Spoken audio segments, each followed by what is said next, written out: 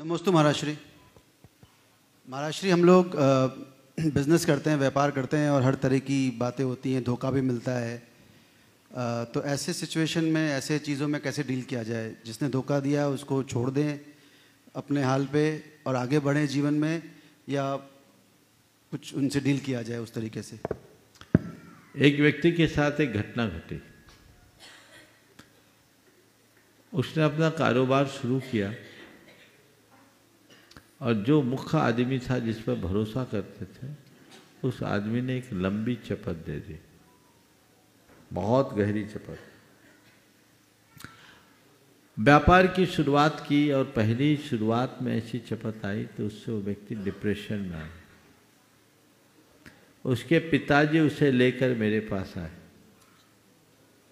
और पिताजी ने मुझसे कहा कि महाराज इसको समझाइए, रुपया खोने का हमें उतना कष्ट नहीं, हमें कोई कष्ट नहीं है, पर इसकी जो शांति खोई है, ये जो डिप्रेशन में आ रहा है, इसका मुझे कष्ट जरूर है और आप ही इसका निवारण कर सकते।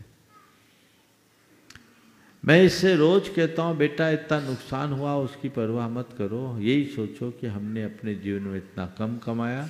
जब हमने अपने कैरियर की शुरुआत की थी उस समय हमारे पास कुछ भी नहीं था, 500 रुपये से हमने कैरियर के शुरुआत की और आज इतना बड़ा नुकसान झेलने के बाद भी आज हमारे पास बहुत कुछ है।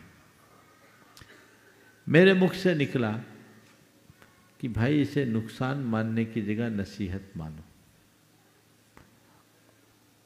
अब वो उसके पीछे लगोगे और पीछे लगने में तुम अपना समय शक्ति लगाओगे, पता नहीं पा पाओगे कि नहीं पा पाओगे। लेकिन यदि इसे एक नसीहत मानकर अपने सिस्टम को सुधारोगे तो शायद बहुत कुछ पा जाओ। मेरी बात उन्हें जमी।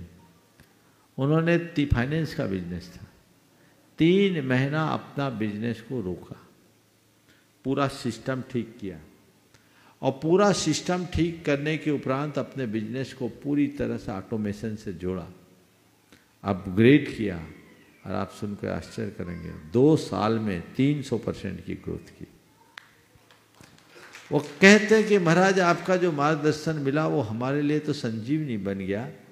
हमने अपनी शक्ति आज अपने को आगे बढ़ाने में लगाई, नहीं तो उस समय जो उनको नुकसान हुआ था मात्र 40 लाख रुपए का था, हम 40 लाख रुपया बचाने में अपने आप को होम देते और पता नहीं कौन सा बैर भाव होता।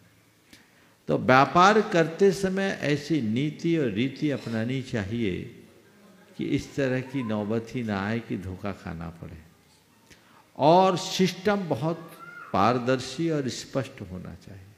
और यदि कदाचित ऐसा हो तो उसे नुकसान मानने की जगह नसीहत मानना चाहिए, जिससे जीवन में ज़्यादा बेहतरी हो सके। तो महाराज श्री, कुछ लोग कहते हैं कि ये पिछले जन्म का देना था तो इस जन्म में दे दिया है, ऐसा कुछ होता है क्या? अरे पिछले और पिछले जन्म को मैं बात की बात करता हूँ, पर मैं ये पूछता हूँ कि उस लेन देन में उलझ जाओगे तो वहीं रुकोगे। हमें रुकना है कि आगे चलना है? आगे चलना है। तो बस इन सब चीज़ों को ध्यान में नहीं रखना चाहिए, आगे बढ़ने का प्रयास करना चाहिए। जो अपने समय, शक्ति और संसाधन को रचनात्मक दिशा में आगे बढ़ाते हैं वे ही उपलब्धियों को छू पाते हैं।